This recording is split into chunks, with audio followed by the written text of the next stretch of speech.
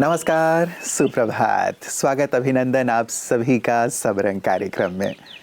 मित्रों, कहते हैं कि मुस्कुराता हुआ चेहरा आपकी शान बढ़ाता है और मुस्कुराकर किया गया कार्य आपकी पहचान बढ़ाता है। सचमुच मुस्कान यदि चेहरे पर है तो सबको बहुत ही प्रिय लगता है। छोटे बच्चों को यदि आप देखें, सभी लोग उसकी ओर आकृष्ट होते हैं क्योंकि चेहरे पर एक सुंदर सी मुस्कान होती है। कोई कितना भी दुखी हो, परेशान हो, क्रोधी हो, लेकिन जब एक बच्चे के पास जाता है, उसकी निश्चल मुस्कान को देखता है तो वो भी मुस्कुराने लगता है। आपकी मुस्कान औरों को भी मुस्कुराने के लिए प्रेरित करती है। संसार में समस्याएं तो बहुत हैं, तनाव बहुत हैं, तकलीफ़ें बहुत हैं। क्यों ना हम मुस्कुरा करके औरों को थोड़ी देर के लिए भी हल्के होने का अवसर दें। ये सीख दें कि मुस्कुरा करके भी जीवन की समस्याओं को हल किया जा सकता है। सचमुच मुस्कान परमात्मा का दिया हुआ एक सुंदर उपहार है, परमात्मा का सिग्नेचर है हमारे चेहरे पर, इसलिए सिग्नेचर को कभी भी मिटने ना दें। एक सुंदर सी मुस्कान हमेशा ही अपने चेहरे पर बनाए रखें। तो आइए इसी सुंदर मुस्कान के साथ चलते हैं अपने आज के सुवाक्य की ओर। जिस मेहनत से आज आप भाग रहे हैं वही कल आपको सफलता दिलाएगी। झोंक दो खुद को मेहनत की आग में, यही कल आपको हीरा बनाएगी। मेहनत के महत्व के बारे में हम सभी जानते हैं और आज की जिम्मेदारियों को कल पर नहीं टाला जा सकता क्योंकि समय किसी का इंतजार नहीं करता और इस प्रतिस्पर्धी दुनिया में ढीलापन विफलता का सबसे बड़ा कारण है। अब कड़ी मेहनत के संबंध में एक दिलचस्प बात है, किसी को कुछ भी कठिन पसंद नहीं है और वास्तव में कुछ भी कठिन नहीं है। जब आत्मा आध्यात्मिक शक्तियों से भरी हो, यह आत्मिक शक्ति की निकासी है जिसने हर काम को कठिन बना दिया है। एक बार जब हम आत्म चेतना का अभ्यास करके खुद को परमात्मा के कंपन के साथ जोड़ लेते हैं तो लक्ष्य स्पष्ट हो जाएगा और आत्मा को इसे प्राप्त करने के लिए मेहनत नहीं करनी पड़ेगी। मित्रों, कहते हैं रिश्ते मोतियों की तरह होते हैं, कोई गिर भी जाए तो उसे झुककर उठा लेना चाहिए। सचमुच यदि रिश्ते ना हो जीवन में तो क्या मुस्कान चेहरे पर बनी रह सकती है? रिश्ते हमें मुस्कुराने की वजह देते हैं, प्रसन्नता की वजह देते हैं। ठीक है, रिश्तों में कई बार ऊपर नीचे बातें होती भी हैं, लेकिन हम उसे संभाल लिया करें क्योंकि जब रिश्ते नहीं होंगे तो जीवन में आपदाएं विपदाएं जब आएंगे तो कोई भी हमारे साथ खड़ा हुआ नहीं होगा। आप देखते होंगे जब कभी परिस्थितियां आती हैं और अपने हमारे साथ खड़े हो जाते हैं तो हमें कितनी शक्ति मिलती है, कितना संबल मिलता है और हम सहज ही परिस्थितियों से बाहर आ जाते हैं। इसीलिए अपने रिश्तों को स्वस्थ बनाए रखें ताकि आपका मन और तन भी स्वस्थ रहे। तो आप संपूर्ण स्वस्थ रहें। इन्हीं मंगल कामनाओं के साथ प्रतिदिन हम आपके लिए लेकर आते हैं आपकी सेहत आपके हाथ। आइए देखें। ओम शांति फ्रेंड्स। दोस्तों, डायबिटीज के बारे में हम बात कर रहे थे। डायबिटीज में क्या कारण है कि डायबिटीज हमें होती है? अगर आपके पेरेंट्स को डायबिटीज है, एक पेरेंट को है या दोनों पेरेंट्स को है, एक पेरेंट के तो आपके चांसेस कम है डायबिटीज होने के, दोनों का तो बहुत अधिक चांस है डायबिटीज होने के। नेगेटिव मन, आपकी सोचने की आदत गलत पड़ गई, नेगेटिव सोचने की आदत पड़ गई, आप मन में बहुत संबंधों में बहुत कड़वाहट महसूस कर रहे हैं।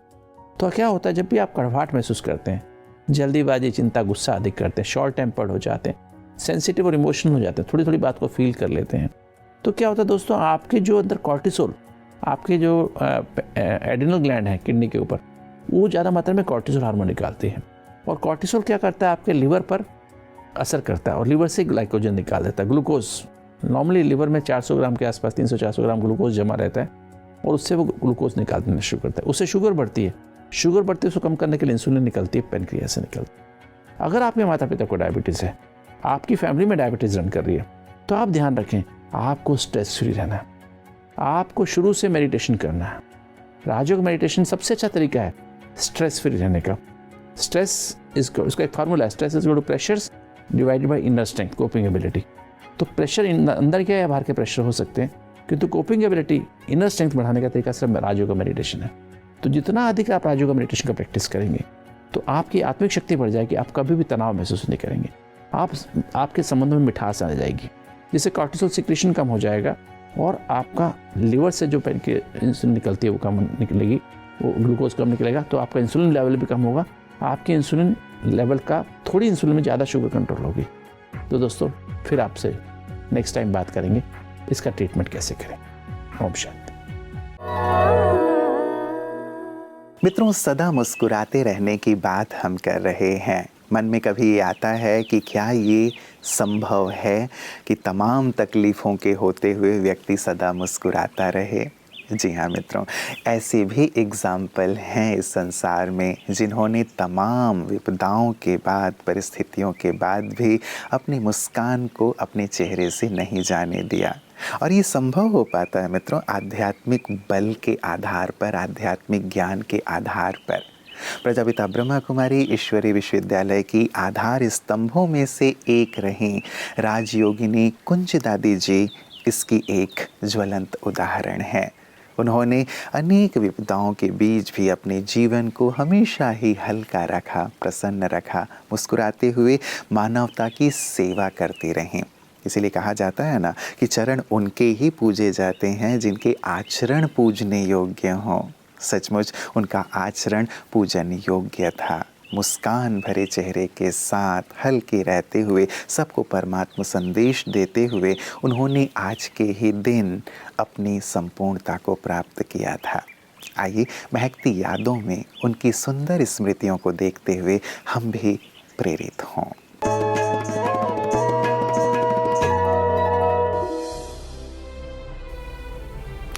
आदि रतन आदरणीय कुंज दादी जी, प्राण प्यारे बाप दादा की इस रूहानी बगिया की सुगंधित पुष्प थी कुंज दादी जी। आपका जन्म 21 मार्च 1927 को सिंध हैदराबाद में हुआ। दादी जी का बाल्यकाल ओम मंडली में ब्रह्मा बाबा के संग ही गुजरा। आप अपनी लौकिक माता दादी सती जी के साथ पहली बार बाबा के सत्संग में गई। बाबा के मुख से निकले हुए एक एक शब्द दादी जी के हृदय को स्पर्श करते गए और नन्ही सी उम्र में ही आपने सात्विकता और सादगी को अपने जीवन का मूल मंत्र बना लिया। परिवार में विरोध होने के पश्चात वो अपनी माता जी के सहित बाबा के पास सदा सदा के लिए आ गए और उन्होंने बाबा को ऐसे स्वीकार किया जैसे वही उनके सच्चे पिता हों। दादी जी की पालना में सैकड़ों परिवार के परिवार बाबा पर निछावर होते चले गए। दादी जी की यज्ञ के प्रति ईमानदारी और भगवान से अटूट निश्चल प्रेम जैसे दिव्य गुणों ने दादी जी को बाबा का दिल तख्त नशीन बना दिया। 2 मार्च सन 2013 को आपने अपने पार्थिव शरीर का त्याग कर अव्यक्त वतनवासी बन गए।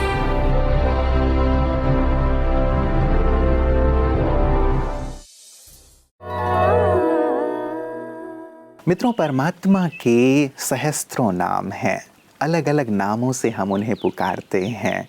हिंदू धर्म में तो परमात्मा के अलग अलग नामों की बहुत व्याख्या है और उन्हें हम अलग अलग रूपों में पूजते हैं। वास्तव में उनके जो नाम हैं उनके गुण और कर्तव्यों के ही पर्याय हैं। जो उनके गुण हैं, जो उनके कर्तव्य रहे हैं, उन्हीं के आधार पे उन्हें नाम दिया गया है। और 12 ज्योतिर्लिंगमों की जो हम चर्चा कर रहे हैं उनमें से भी प्रत्येक ज्योतिर्लिंग किसी न किसी उनके गुण और कर्तव्य को ही हम सब के सम्मुख रखता है। मित्रों, आज हम आपको लिए चल रहे हैं विश्वनाथ ज्योतिर्लिंग की ओर। विश्वनाथ उन्हें इसीलिए कहा जाता है क्योंकि वो सारे विश्व के नाथ हैं, मालिक हैं। कहा जाता है ना कि सबका मालिक एक है, सारे विश्व का मालिक एक है। तो विश्वनाथ ज्योतिर्लिंग भी उसका एक सुंदर स्वरूप है जो कि वाराणसी उत्तर प्रदेश में स्थित है। हिंदू धर्म के लिए ये बहुत ही प्रमुख आस्था का केंद्र है। आइए देखते हैं विश्वनाथ ज्योतिर्लिंग के पीछे के आध्यात्मिक रहस्य को शिव संदेश में।